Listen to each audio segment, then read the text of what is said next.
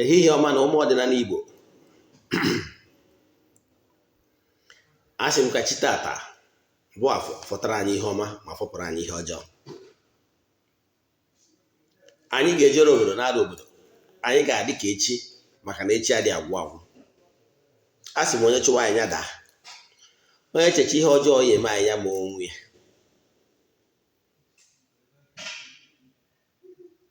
Asị m na anyị ga-adị ka echi na echi adị agwụ agwụ. Asị m onye si ihe anyị ji wee dịrị anyị dịgbuo onye a na ndụ, onye si ihe anyị ji wee nọrọ anyị nọgbuo onye a na ndụ. Asị m egbe bere ugobere nke si ibi ya ebere ya kwesịrị ebe ọ ya ebe, ọ bụ na o gosiri ebe ọ ya ebe asị m kwukwa ya.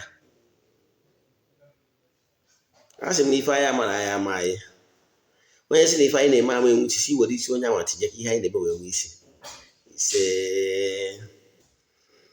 Aka m bụkwa onye nke gị, Eze-Ana Ugochi tubelu oraifite.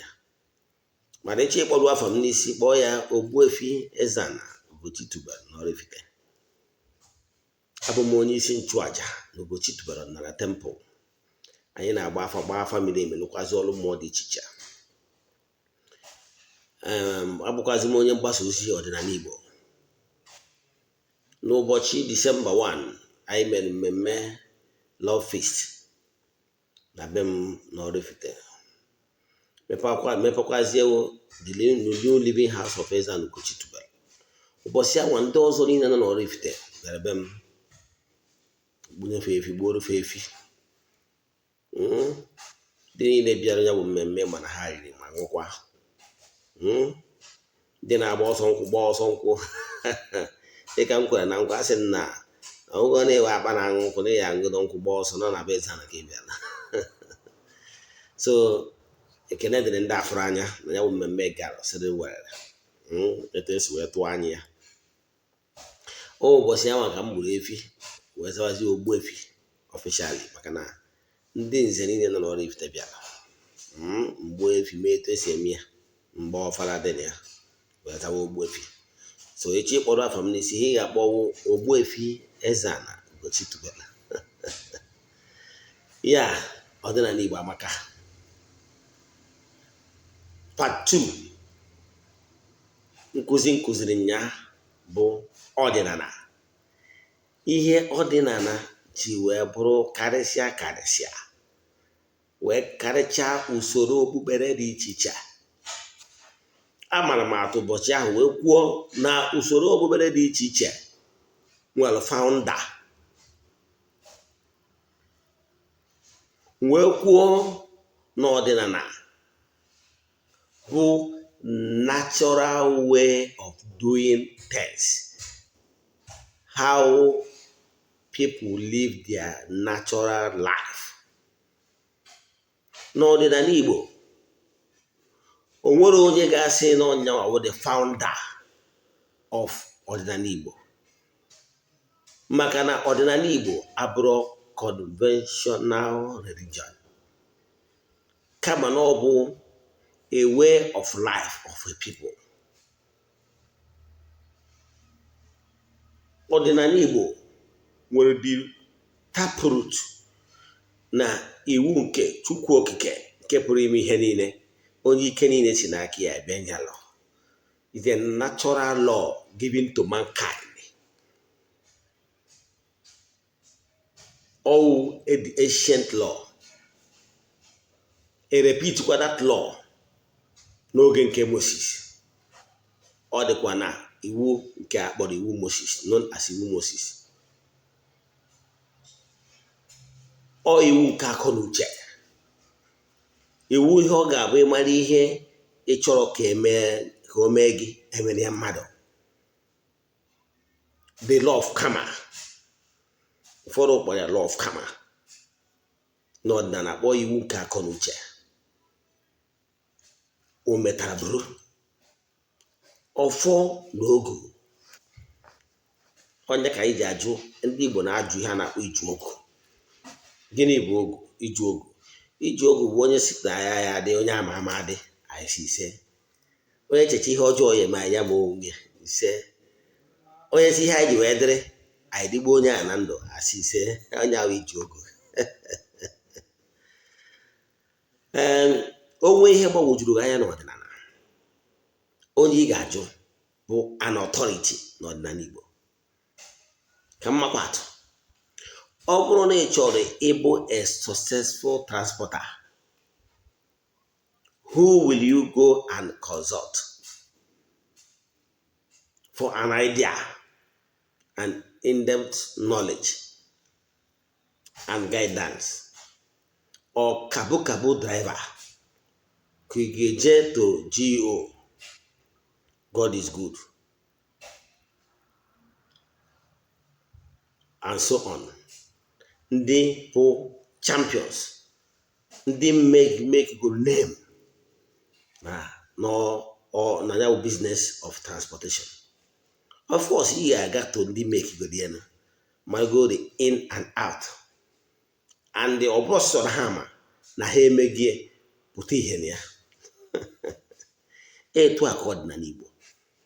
Ọ bụrụ ya pastọ, ọ bụrụ ya bishọp bụ onye ga-akọwara gị ọdịnala Igbo. Ekene dịrị ndị a na-ahụrụ anya, Eze-Ana Ugochi tubelu echizugo echichi niile a na-echi n'ala Igbo. Chi ọzọ, chi Eze-Ana, so na onwe ihe gbara ụgharị n'ọdịnala Igbo jụọ Eze-Ana, na-akọwara ya uwe oge anya ọfụma. Na Ugochi tubelu ọdịnala temple, ọrụ anyị bụ ịkọwara ndị mmadụ ihe ha kwesịrị ịma. Ọdịnala abụrụ ịgwọ ọgwụ, akọwagoro m ya ndị mmadụ time that number. Ịgwọ ọgwụ dịrị onwe iche. Ịgwọ ọgwụ bụ ajọ obi na magical practice ndị mmadụ chọrọ iso ka ha wee kọtụọ corners of natural laws. Ọ bụrụ ya wicked uncle nọ na village na-agwọ ọgwụ na-exhibit wickedness, because akwụkwọ ndị ụkọbịa sị out of the abundance of the heart the mouth speak. Na o nwere obi ọjọọ na-anya isi na-ekwu nke ọ na-eme bụ ajọ mmadụ ọ bụ. Ọ bụrụ ya wicked uncle adịghị eje ụka si na onye ọdịnala, ọ bụrụ eziokwu. Ọ bụrụ onye adịghị eje ụka enwere nke ọ na-eje na ya, ọ bụrụ onye ọdịnala. Onye ọdịnala bụ onye na-asọ nsọ ana. Gịnị bụ nsọ ana? Nsọ ana bụ nsọ ọkpụtọrọkpụ, the way of life of a people. Nsọ ana bụ ihe ndị agha a na-eme n'ọdịnala Igbo dị ọkpụtọrọkpụ.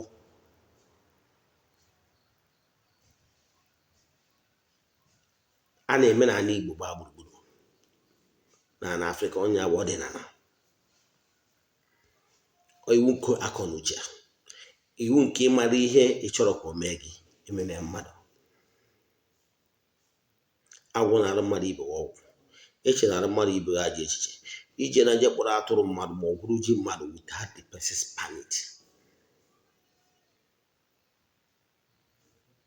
Iwu ọdịnala. Ọdịnala bụ idina na nwunye nna gị. Iwu ọdịnala bụ ije na duru nwunye nwanne m nwoke dine, ije na duru nwunye mmadụ dine. Ihe niile abụ iwu ọdịnala. Ihe niile abụkwa iwu ya bụ ije na iwu ndị ụka ọbịa bụ 10 commandments. Ghọtara ya? N'ụbọchị taata bụ afọ, anyị jegori na temple jee chụọ aja. Anyị na-achụ n'isi ndị friends of the temple, ndị enyi m niile na ndị niile dị iche iche, ndị anyị na-agọrọ ọfọ kwa ụbọchị kwa ụbọchị. Ogo ndị mere onwe ha friends of the temple, ogo ndị mere onwe ha friends of Eze-Ana Ugochi tubelu, nke bụ na o nwere everyday ọbụla m nwetara ọjị ma adị agọ maka ọdịmma ha, weda ha anụ ya maọbụ na ha nọrọ ya, weda ma ha gwara m ma ha gwara m. Mana na ngosi ha gosipụtagoro na ọ na-anụ ha ọkụ n'obi ma ọ bụ mmasị ha na-enwe n'ihe niile a na-eme n'Ugochi tubelu na temple, emego m na m enwere ike ikwu okwu ghara ịkpọ ha afa ha, maka na agụghị isi anụ n'ite. Anyị gụrụ ụfọ ndị anwa na-agụkwa ụfọ na-aga n'iru na-emekwa rituals. O nwere ritual ongoing ritual anyị na-eme na temple ka nke ọnwa Disemba. Ya bụ aja bụ aja mbuli elu, aja ịpụta ihe,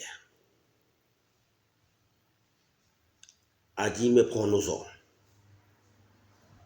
Ya bụ aja bụ aja ga-create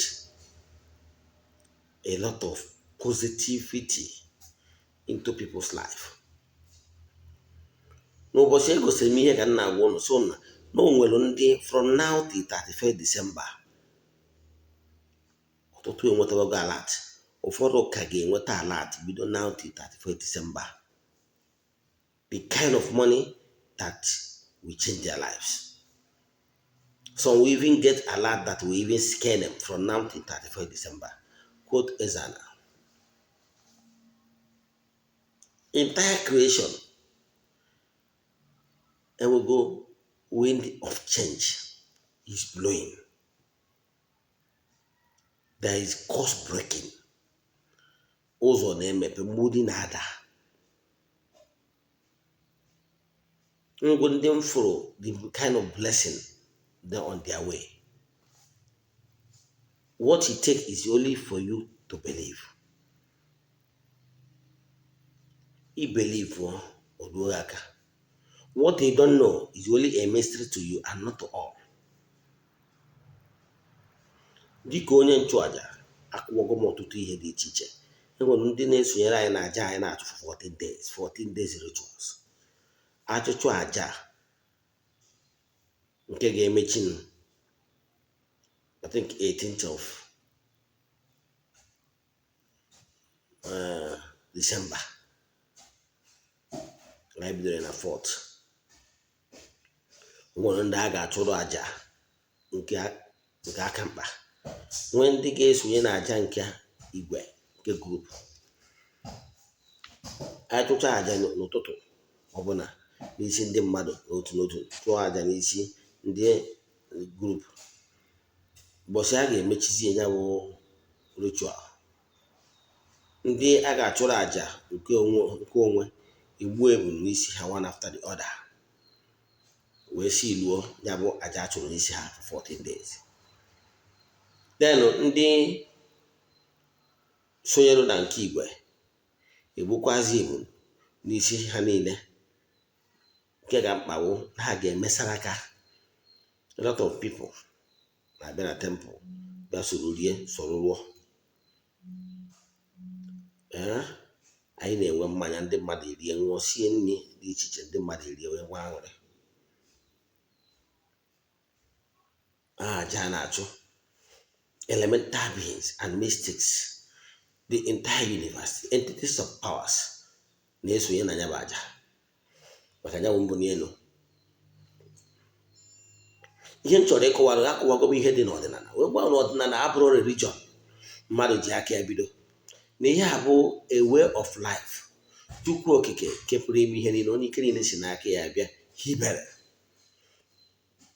N'ọdịnala Igbo nwere onye ya sị na ya earthly founder. Enwekwara onye ga-asị na ọ bụ personal bringer of truth. N'ọdịnala Igbo usoro okpukpere dị natural. Wee na-achọ ka nkọwa alụ gị ịbụ na onye riri eri. Akọwara m na ọ bụrụ na ịghọta ihe ndị ụka ọbịa mere anyị, ịgba n'aka, ịgbacha n'aka, ịgba n'ụkwụ. They coerce our people. They use ntụ na aghụghọ wee duhie ndị nna nna anyị ụzọ. Mana ekelego Chukwu okike na ndị afara anya. The forces of nature is reversing. There is a wind of change all over the globe. Ndị mmadụ na-anachiyata n'ọdịnala. Ka njụ na ajụjụ. Bible ndị ụka ọbịa kwu na sin is a reproach, righteousness exalt a nation. But I can tell you, the fastest growing economy in the world as of today is China and India. Are they Christian nation? No.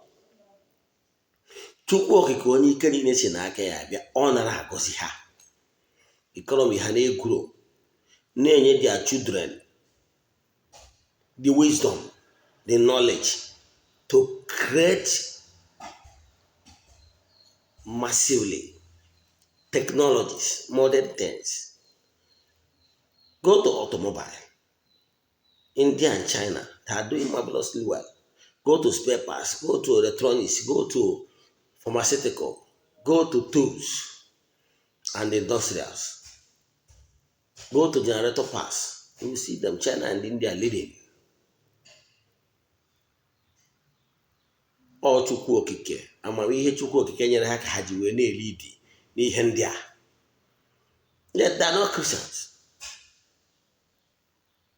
Chukwu okike na-aṅa agbụrụ ọbụla ntị n'usoro okpukpere ha, na-agọzi ha n'usoro okpukpere ha. So don't allow any coward ga-apụta sị gị na ọsịsọ ma iwu onye eriri eri sonye ndị ụka ọbịa. Our times we had remember that Jesus Christ is the messenger, yes, but he's not the messenger for we Africans. He came for his people. That is why he did not on his own set his foot on African soil. The only time he was with his parents in Africa is when, as a toddler, oge also in Africa, but in Egypt. When as a grown adult, he went back to his people.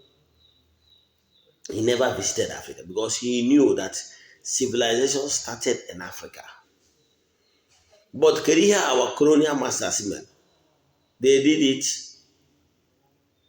to siphon whatever that is belong to us. They use colonization to take what rightly belong to us. They're supposed to pay homage for all the damages done to Africans. First of all, they turn our people into slaves without paying adequate compensation to our great-grandparents. If African people know the damage this Ndanyari did to us, they will sit up. So, after that one, when there was so much agitation for them to leave Africa, what did they do? They planted their businessmen in name of religion so that their people will continue to rule us in order to exploit our mineral resources, in order to exploit our tithe. Malachi 3:10. They will tell you that Old Testament has abolished, that someone died on the cross for their own sin. Therefore, that now the person that Jesus Christ have instituted the new order, that the order of Leviticus, Echuaja, has been abolished. Or if I know, Manoru na Malachi 3:10, Echuaja, tithe, they will still go and bring it back. Who is deceiving who? Ndị Igbo mere unu ya eme. Kedu ka mmadụ ga-esi wee gwa na ya forefathers, none of them lived a good life? Equal. On Efro na-egosi racism, na-egosi anyị na ya belong. Unu kwetakwa unu bụrụ slave to ndị a na-eme ụna ameme anyị mpụ na ọtụnụ. Ọ na-ịmara na ọ bụrụ na ndị a really want to help we Africans economic wise, that they will do it. But none of them will do it because their interest is to build their own nation, not to help you. Do you think that the religion they brought to you is to save you? If it's to save you, they will not. Instead, they will try to align with their oppressors. Africans get sense. Chigatano, African problems must be solved by we Africans using African system and method. China and India does not depend on them. Look at what happened to us. The same China and India was colonized by those Anyari people. What happened? Mana ndị Anyari a siri ọnwụ na be anyị wee rie ndị be anyị rie. During that time in secondary school, they'll be telling you no vernacular is allowed in this class. Yes, so Igbo, fine. What a rubbish. While you go to China and India, you might get a professor using asụsụ nke ala ya. Ndị Igbo emere unu ihere na anyị. Ka anyị tinyetara n'asụsụ nke ala anyị using our own system, method, and moral value standard. Kere ihe ndị a gara eburu atara anyị. Tata nwanne na evidence nwanne ya. Tata enwere lesbianism, enwere homo, so many of them immoral act.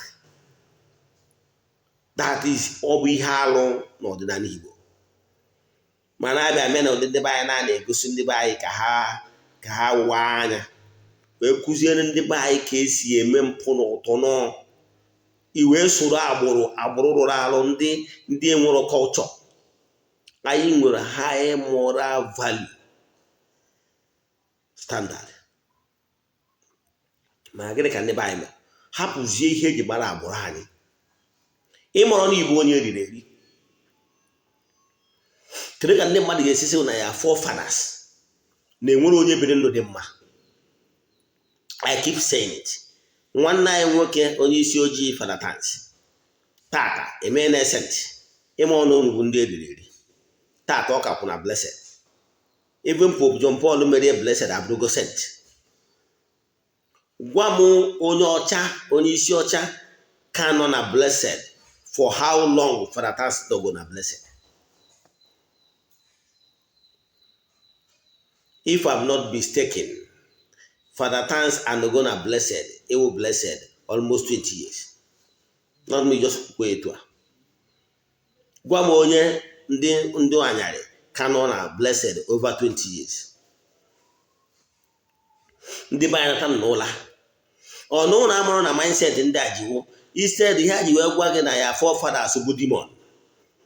Bụ ka ị ghara ime ihe ị kwesịrị ime. Maka na ha gwa gị na ya grandfather and ya great grandfathers nọ na paradise.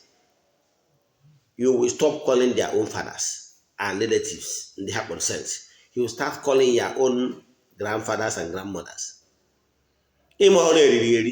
By depending and calling their brothers and sisters, they are making you to look inferior. Ọ na ha like na kere kpatara na Africans will highest donor na some of these churches na their headquarters na Bendanya.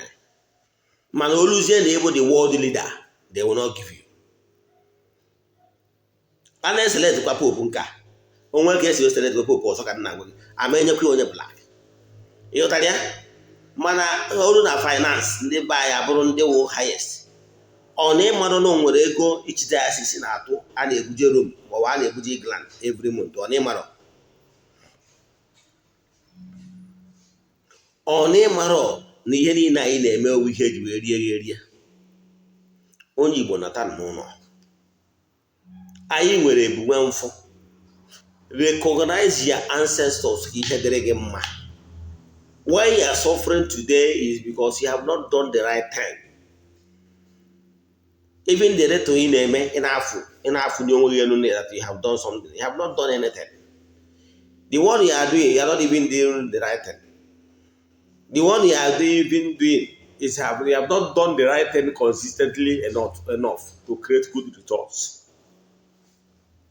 If you do once, can I have to although they try they bag mba. Mgbe ị nọ n'ụka ọbịa ego ole ka ị na-eji eje basa. Ọ bụrụ na ifeed chigi with 25,000 ka ị na-ahụrụ na-ịgbanye ya na. N'ime ọnụ onye kene sọni ekene ya. Teta n'ụla.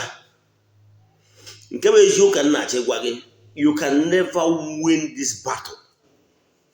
If anybody na-asa gị isi na-asị gị je kpọta onye eriri eri ka ọ bịa na be nna gị, ụfọdụ na-eje akpọta ndị abụ ndị another tribe, ọ bịa na be nna gị si na ọbịa wit ndị prayer warrior na-asị eri agba, na-asị na erebe ukwu nka na erebe ukwu nka na-aka asị ya nka na-aba ndị nka na-asị faya n'elu faya na ala enu nwụrụ ọkụ ala nwụrụ ọkụ. Ịma ọnụ ọtọ n'ọka ị na-eme onwe gị na onye kpọọ ọba ya mkpọkọrọ agbata obi were egwuregwu iji ekpọta onye ọzọ, onye agbụrụ ọzọ, ọgwụ na onye Igbo mana ọ bụrụ onye obodo unu, ọ bịa na be nna gị na-akọ ọsụ ya ancestors, na-asị na ya ancestors dị responsible for your predicament. Ịma ọnụ the greatest insult you can give to your ancestors. That is your problem. You want me to tell you your problem?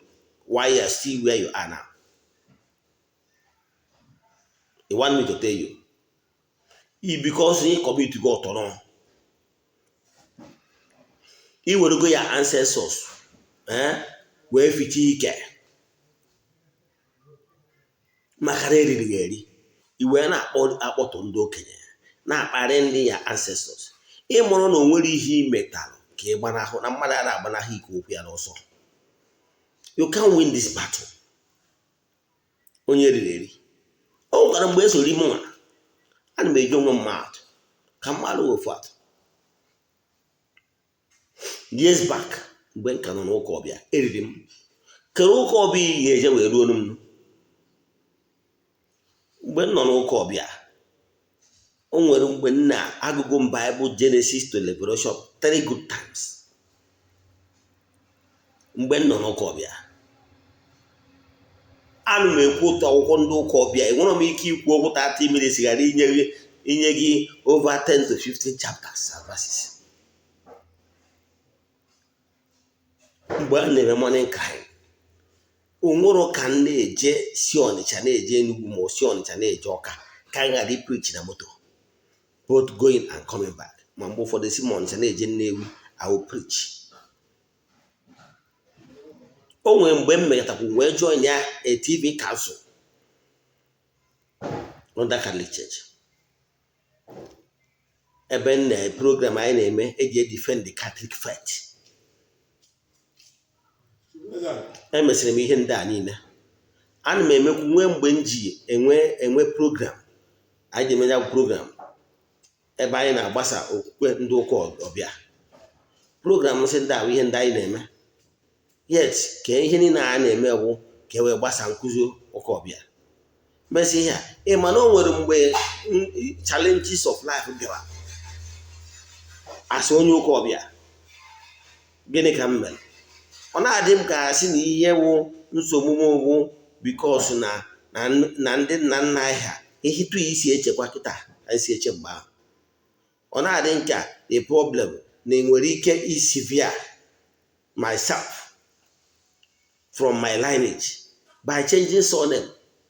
I did that. Does it solve the problem? I decided on my own to drop the surname of my people, thinking that my problem will be solved. Nowhere. So ọ bụrụ na gị nwere onwe uso na ndị na-eje si ka i chenji afa nna gị ka mmadụ ga-atụ. O nwere ofu onye wụ popular archbishop. Abara omume kpọ oke ya mana mkpa afọ ịmụ ya. Family a archbishop juru eju, bishop juru eju, ndị pastors juru eju na ya family. Family a na-azabụ ndị Nweke. Mana ka ihe ha mere, they change to Nwachukwu. Etu a ka ọ dịkwa, ụfọdụ ndị mmadụ mgbe challenges of life bido bịaba, for them they thought na ha ga-agbanahụ ya n'ọsọ by changing the surname. Surname is not the cause of your problem. Maka ilofuo na anabe nna gị abụ iso wee keta oke. Na o nwere ndị ọ bụ ọrụ ha ndị gbara mbọ wee taa afụfụ maka ihe nketa gị. Na obibe nna gị anwa nwere ndị tara afụfụ wee zodo ana nke ịpụtara wee so wee keta ala obi. Ịmara ịpụtazie echi ịkpọtụ ọfa, ịpụtazie echi ise na ichenji surname, site na by changing surname na n'ihe ndị na ngwuru ama adịsị. Ọ bụrụ eziokwu ya adịsịrị yourself. Nke bụ eziokwu ka na-achọ ịgwa gị, adịkwa onye nwere authority na ịkụzi ihe gbasara ọdịnala. Your problem is not because of your surname. The problem you have in your family is because you refuse to do the right thing. Akwụkwọ Joel 4:6 say, my people are suffering because of ignorance. So what you will do is try to align yourself with forces of nature that follows you. Try to align yourself with your gods of the land. Try to align yourself with ezumezu mmụọ so gị. Ọ bụrụ ihe a na-agwọrọ ọgwụ, to change their bad condition abụrụ ihe a na-agwọrọ ọgwụ. No, ọgwụ is not even ọdịnala. Ọgwụ bụ mgbe ị na-achọ ka ị cut corners for natural laws. What you will do from today, ịbata n'ọdịnala. Ọtụtụ ndị mmadụ na-ha bata n'ọdịnala. Ọ bụrụ na onye ị na-eso na ị na-eso onye ị na-eso mana ị dị enweta result n'ihe ọ na-akụziri, change mentor is allowed. Ana m agwa ndị mmadụ ịbata n'ọdịnala, ihe izi ị ga-ebu ụzọ na-agba mbọ bugolo to align yourself with the forces so gị.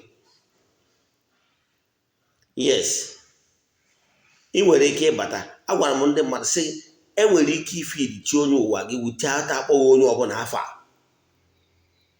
Use this method and thank me tomorrow. Use that method. Enwere ike ifeed chi onye ụwa gị without akpọghị mmadụ ọbụla afa. Emejọgo mma atụ ihe a ugboro ole, mana ọ na-abụ ụtụtụ na ọ na-abụ ọtụtụ ndị mmadụ nwere ike ọbụkasị dị elu meseji kwuokwa ihe nkụzigo, gosi m na ụfọdụ ndị mmadụ isi anyị na ụfọdụ na-esi ebe a abanye si ebe nke ọdọ pụọ, ma ọ na ụfọdụ ọbụ new subscribers. Mana mma ekwukwe mma na-ekwu ya etinye n'ọba ntị na ntụ ndị mmadụ sị na ihe a bụ ọrụ mmụọ. Chi onye ụwa gị wụ ya aka ide na njel, ndị ụka kpọ gaide na njel, ọ maara onwe. But chi onye ụwa gị na-eche patiently for you to give him or her hand of fellowship, hand of friendship. Ghọtara ya? Echi ifeed chi onye ụwa gị, ihe mbụ na mbụ, don't put yourself into confusion. Some will come and say, Eze-Ana, na ejego na be dibịa agba afọ onye ụwa ya si na onye agba onye nkọdọgba asị na ọbe nne ya ka esi, onye nkọdọgba asị na osi na be nne ya, onye nkọdọsi enwe confusion. Therefore, the is tired. Why can't you be tired? Because no onye na-eduzi gị adịghị eduzi gị ọfụma. Iburu ụzọ jee gbawa afọ onye ụwa, ọ bụrụ onye na-abụ na bụ 1 3 years ụzọ mee. Use this method nkụwa. Akpọ na afọ onye ụwa gị ka nkwukwa ya ọzọ.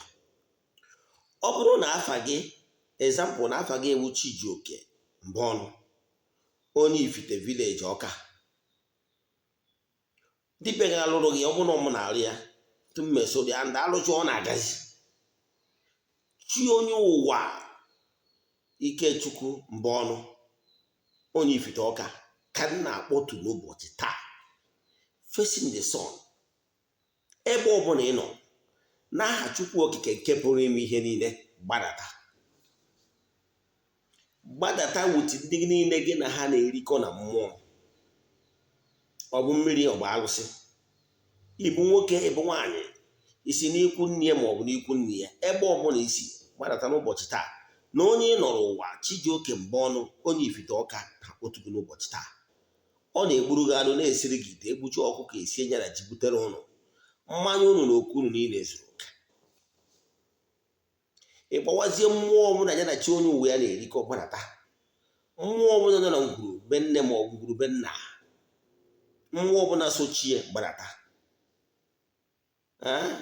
Ịgbawazie ezu mmụọ niile so gị tụọ mbụ dibịa, mma agbawazie mmụọ niile nọ na temple, bịa n'usoro mmụọ niile na-achụrụ aja, the entire universe, entities of powers east, west, north and south, bịawanụ, elemental beings and mystics and helpful beings.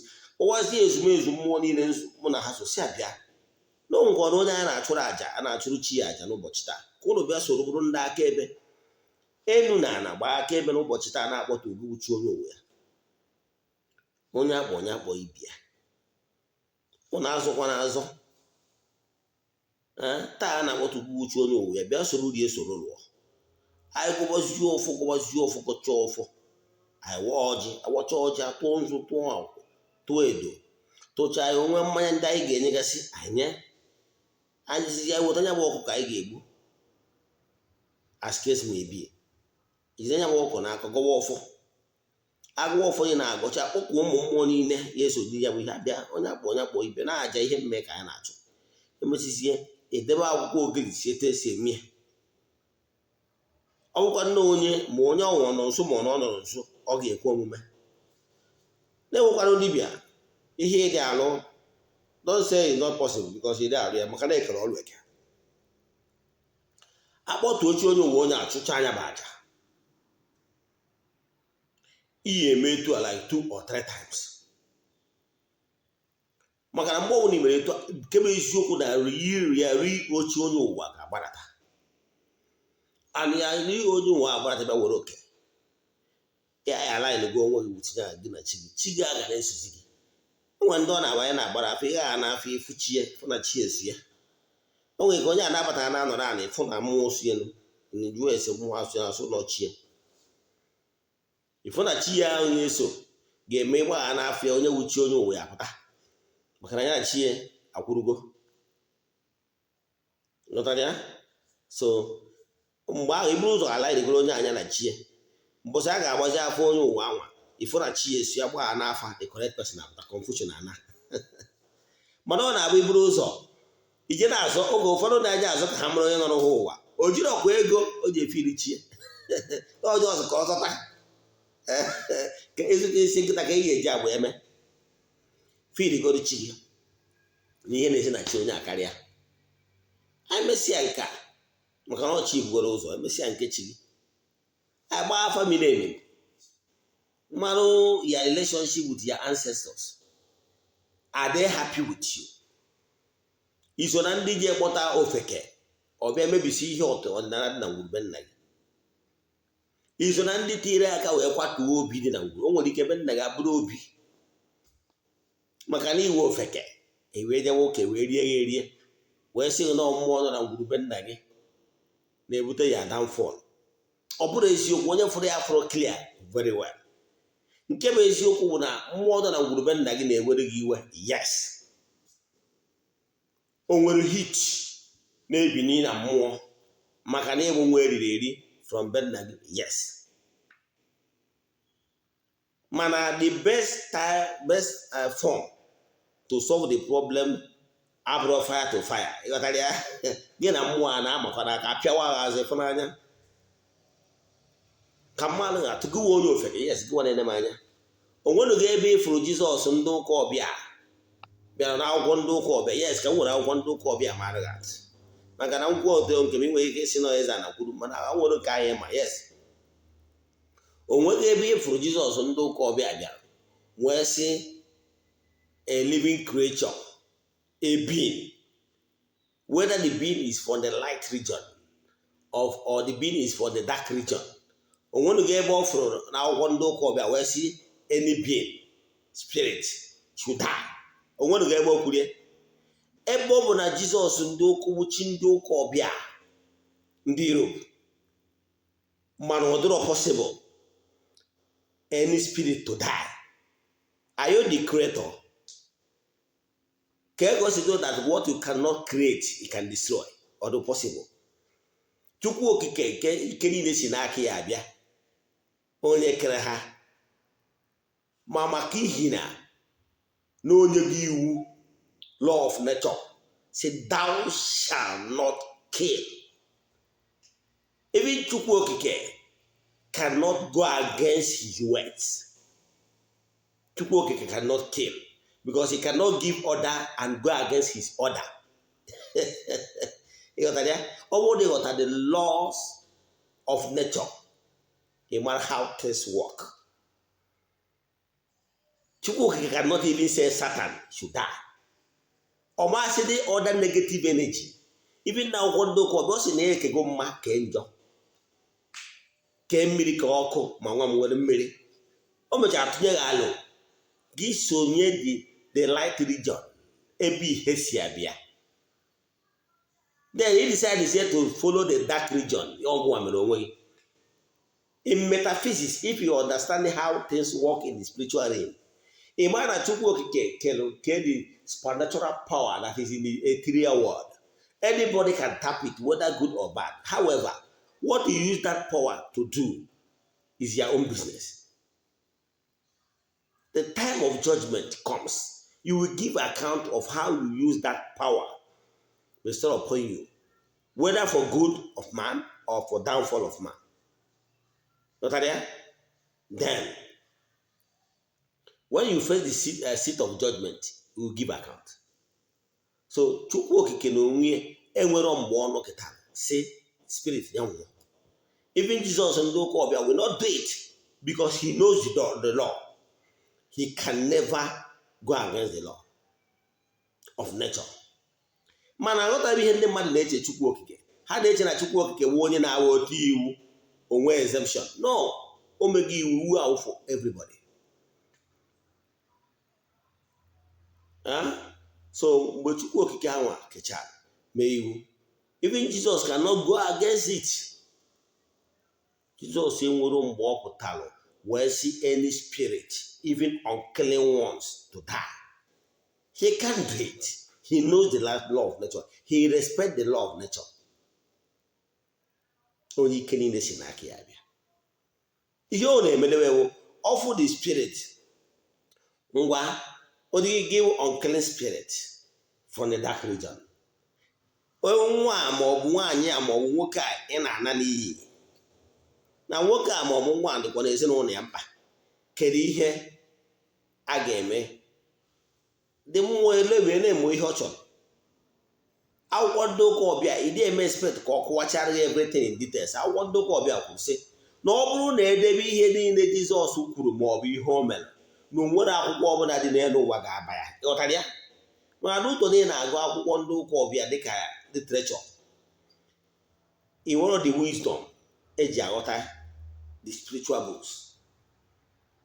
Ihe ọ na-eme ewu ọbezie ọbagenu o with those spirits ka mmadụ wofu atụ na ụgwọ ndị ụka ọbịa mgbe ọ na-achọsi ndị mmụọ onye kwuru ha sị na ha bụ igwe, o wesị agwa ha banye n'ime igwezi. He negotiated and used ezi wee gbaa onwe. The way mụnwa bụ Eze-Ana ji ya agba onwe. O nwere onye ga-abịa na ọ bụrụ onye mmụọ ọjọọ ji ma ọ bụ onye ndị ọgbọ dị na-aghasara ihe. Ịbagenu with them, kedu ihe a ga-enye ụlọ ha sisi nye ha nke a ịchụpụrụ ha aja ha gabara onwe ha onye enwere onwe. Ịghọtara ya? So ọ ịchụpụ aja ị can only bargain. Ọ na-ịghọtara na ihe niile Jizọs ndị ụka ọbịa mere o bargain ka ọ na-eme. O nwere nke ọ sịrị die ebe nye nwa na onwe ya ewu chi nke ndị ụka ọbịa enwere the power even see the spirit to die. Kedu ka o ji wee si dị ka ụgwọ nwa ụbaghịshị ga-asị spirit die ọnwụ? As we are talking now, o nwere ndị nọ somewhere na-emekwa die na-asị mmụọ niile na mmụọ negative energy niile die. Elu nwere ọkụ ọnụ ana nwere ọkụ, elu nwere ọkụ ana nwere ọkụ na ebe ị ga-anọ gị onye eriri eri. Ọ ihe aka ị bịa na be nna gị wee je kpọta ndị ọtọnọ abịa kparịa ndị okenye kparịa ndị ichie dị na ngwurube nna gị metọsịa na na-eme ọrụ ezinụlọ. How far? Ezinụlọ ndị niile mere ọrụ ezinụlọ kere ebe ụnụ nọ taa. Nwanne m chegharịa ma chigharịa. Ọ mkparị niile ịbịa kparịa ndị okenye iso na ndị tinye n'aka sị kwatuo obi be nna gị. Ịmakwa ihe obi na be Eze-Ana Ugochi tubelu na temple, ana m rebuild obi of my forefathers. Ịghọtara ya? Obi bụ ebe ezumike ụmụ mmụọ ndị na-agagharị na-eme mma. Obi iwu na mgbe ihe dị mma, mgbe obodo dị mma, enwere insecurity, obi na-efe esi main road, obi na-efe esi ilo. A na-alụ obi na ụmụ mmụọ nwere ike ịgagharị gidọpụta chọọ izu ike, ha nọrọ ebe azụ ike kpaa nkata maka ọdịmma ezinụlọ ha batara n'ime ya. Ka anyị too Chineke. Ọ ihe ọ na-eme. Obi ị na-aga n'ụzọ gagide ike gwụ gị, ị nwere ike ịpụta n'obi nọrọ ala zuo ike ịchọkwa ike jewe ebe ị na-eje. Obi iwu ebe ezumike ụmụ mmụọ na ụmụ mmadụ, ebe a na-akpa nkata maka ọdịmma. Ịghọtara ihe obi? Ọ n'ụdị ebe dị etu a ka Abraham nọ wee fụ ụmụ okorobịa na-agagharị n'ihu bịa. O wee kpọghasị ndị ọbịa, bịanụ na be m ka obi m ka unu zuru ike. Unu zuchakwa ike ka unu wee naba. Ha wee bịa zuo ike. Mana ọ mara na ndị ọ na-acha bịa zuo ike bụ ndị anjel nke Chukwu. Dị ọ dị na akwụkwọ ndị ụka ọbịa, mana nke bụ na nwere nke pasara ya, akwụkwọ ndị ụka ọbịa egoro ya aga ọfụma. Ọ bụrụ mgbe m nọ n'ụka ọbịa gwa ngwuru si n'ebe ọ na akwụkwọ ndị ụka ọbịa, mana ọ bụrụ igbe onye ụka ọbịa ya ama na ihe m na-ekwukịta dị na akwụkwọ ndị ụka ọbịa. O wee sị ha bịa zuo ike na biya, ha wee zuchi ike. Ha wee sị nye ha mmiri ha ṅụcha. Ha wee sị Abraham maka nnabata ọ nabatara ha, kpọbata ha n'obi, na by this time na aha ọzọ na nwunye ya bụ Sara ga-atụ ime mụọ nwa nwoke. Abraham Sara wee n'olu ha wee mụwa agbụ, wee sị ka ya esi wee tụọ ime mụọ nwa nwoke, na eji ya abụgọtakwara m, mana o mechara atụ ime mmụọ nwa, kpọọ ya Isaac. Ihe chọrọ ịkọwara gị bụ na obi wee ebe ụmụ mmụọ na-anọ wee zuo ike wee kpaa alụ maka ọdịmma ezinụlọ ha nọ n'ime ya. Obi dị na be gị, ụmụ mmụọ ga-abịa nwee nzukọ na be gị kpaa maka ọdịmma ezinụlọ be nna gị. Mana mgbe ị je kwatuo ebe ezumike ha na ebe ha na-akpa maka ọdịmma nke ngwuru, nwanne ịkwaturu ebe a na-akpa maka ọdịmma gị. Ebe ị kwaturu ebe ha na-enwe nzukọ, ebe ha na-akpa maka ọdịmma, kedu ka isi eche na ọdịmma ga-adịrị gị? Kedu ka isi eche na ọdịmma ga-adịrị gị? Ịkwatuo ebe ọdịmma wee nyere ha, then ihe ọ pụtara bụ na ị ga-enwekwa ndidi n'ebe ịkwaturu nke ha, ha ya akwatu nke gị. Ịgụnwa na onwe bụrụ onye wụ na ijere mebie obi ma ọ mebie ọfọ dịbe nna gị, nwanne ịtọrọ atọ. Ihe ọ pụtara bụ na ị ga-enwekwa ndidi ma obi ma ọfọ imebiri. Ịghọtara ya? So ihe m na-achọ ịkọwara gị bụ learn how to reconcile with forces of nature. Ọ bụrụ na ị bụ onye tinyere aka n'iburu ọfọ dị na ngwurube nna gị bụ ya ofeke, onye gbaa ya ọkụ, nwanne ị ga-awachi dị ọfọ. Wete ịyọ biko so n'ime ya nọ. Ị bụrụ onye tiri ego maọbụ tinye ije ụkwụ maọbụ tinye ihe ọbụla na ịkwata obi, ị ga-erestọ ya back. Restitution, ị must wechighatara ihe niile mebiri emebi. Ị bụrụ onye na-akpọtọ ndị okenye wee mee ọtọ n'ọdị iche iche megide ihe ọdịnala maọbụ ngwu, ihe niile dị na ngwurube nna gị, ị mara na ị ga-etinyekwa ije ụkwụ na ihe niile wee restọ ihe ndị a. Ọ ihe ndị a bụ ihe ndị ị kwesịrị ime. Ọ bụrụ na agbaghara gị afa miri emi, chọpụta ihe dị n'ụzọ gị, amarụ na ndị ichie ọ na-ewere gị iwe, amara na ngwuru arụsị be nne gị na arụsị be nna gị, na ngwurube nna gị ngwuru ebe emetọrọ arụsị mmụọ nọ na ngwuru na-echekwa ngwuru. Ihe ndị a bụ ihe ndị a ga-eme agha ala anyị ga-emekwa udo n'etiti gị na ha, igbuoro ha anụ, chụọrọ ha aja, mee etu ekwesịrị ime. Ngwurube nna gị ọ bụrụ na ọrụ ebe emebiri ihe ọdịnala, a ga-emezukwa ihe niile ndị a. A ga-emezukwa ihe niile ndị a. Ngwurube nna gị ọ bụrụ na ebe mebiri ihe ọdịnala emezi ihe ndị a. Ọ bụrụ na ngwurube nna gị owu ebe mebiri ihe niile na-aga emekwa agbụrụ m, ịma na emekwa agbụrụ m. Ọ bụrụ na emechi ihe ndị a, enene ngwurube nna gị, ịbụ onye ndị niile na-aga achụ àjà ndị ọgbọ n'ukere isi gị, ka ndị ọgbọ ahụ na-ewetara uke wee kwụsị. Ịbụ onye a ga-ekere ndị amoosu, ema na-ekekwa ndị amoosu. Ịbụ onye a ga-achụrụ àjà ndị ọgbọ n'uke, a ga-achụ àjà ndị ọgbọ n'uke. Ịbụ onye a ga-alụrụ ọrụ dị iche iche, a ga-akawakwa arụrụ ọrụ niile ahụ dị iche iche from A to Z. Ghọtara ya? Now, ịbụ onye a ga-emerụ ihe dị iche iche kwesịrị na a ga-alụ n'ụzọ gị, a ga-alụkọta ha ncha niile. Ghọtara ya? Ọ ihe ndị a ka ekwesịrị ime. Emesịa ka chi dị mma dị n'ụzọ gị. Ghọtara ya? Now, ọ bụrụ na ihe niile ndị ọ bụrụ iwe onye nwere connection with water element, ọ bụrụ na ịdịbe already isetụrụ ha nwere ka esi eme yọọ ha biko ka iwe ha dajụọ. Mana ihe dịgoro mkpa bụ ịgbagoro afọ gwa famili mgbapụta ihe dị n'ụzọ gị, den ụmụ mmụọ ndị ọzọ niile na-ewere gị iwe a ga-echukwa echukwa, amara ndị a ga-ayọ biko, ndị a ga-egburu anụ na ndị a ga-esetụrụ ka Chidimma wee dị. Nke ị nwere ego etinye obiọma, mana ọ bụrụ na esi na ọ dị eme jụ na ime ihe dị n'ụzọ ka a na-apịawa gị azụ, ịfụ na disappointment ga-awụ ya second name. Nke ọzọ nwere ihe ị kwesịrị ịma ọzọ, ọdịnala abụrụ majik. Nke mbụ ụlọ nwere ike ihe niile dị n'ụzọ gị enwere ike iso na ndị mere ọtọnọ mee mpụ wee megide ike ọdịnala dị na ngwurube nna gị. Ime eche na ọ ga-awụ majik, enwere ike mgbe ha bịa na-ene anya fụ gị, ọ bụzikwa onye ọha eriri eri matu eriri eri na-abịakwazi na-emekwazi ritual, o kwetagonu ndị mmụọ na-agba izu na okwukwe o kwere o kwesịrị ike. Ọsọ mbọdị a ga-enwe olileanya n'ebe ọ na a ga-enwe ntụkwasị obi, ụmụ mmụọ ebido kpawa alụ, ma ndị imejọrọ ebido kpawa alụ. How long it will take ka Chidimma wee bido dịbakwara gị dependere na the atrocities and pain and nemesis that follows you.